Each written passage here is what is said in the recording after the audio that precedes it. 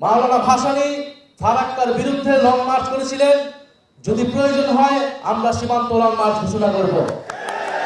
বর্তমান সরকার আমরা দেখতে চাই তারা কতটুকু ভারতের আধিপত্যবাদের বিরুদ্ধে বাংলাদেশের পানির ন্যায্য অধিকার তারা নিশ্চিত করতে সক্ষম হয়, নাকি পুনরায় আওয়ামী লীগের মতোই তারা একটি নতজানু পররাষ্ট্রনীতি করে নতজানু চুক্তি করবে।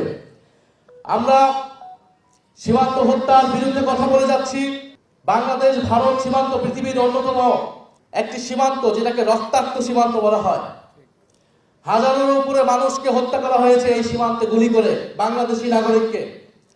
মাওলানা ভাসানী ফারাক্কার বিরুদ্ধে লং মার্চ করেছিলেন। যদি প্রয়োজন হয় আমরা সীমান্ত লং মার্চ ঘোষণা করব। বাংলাদেশের সীমান্তকে আমরা সুরক্ষা করব, বাংলাদেশের নদীর পানির ন্যায্য হিস্সা আমরা নিশ্চিত করব, বাংলাদেশের সার্বভৌমত্বকে আমরা সুরক্ষা করব।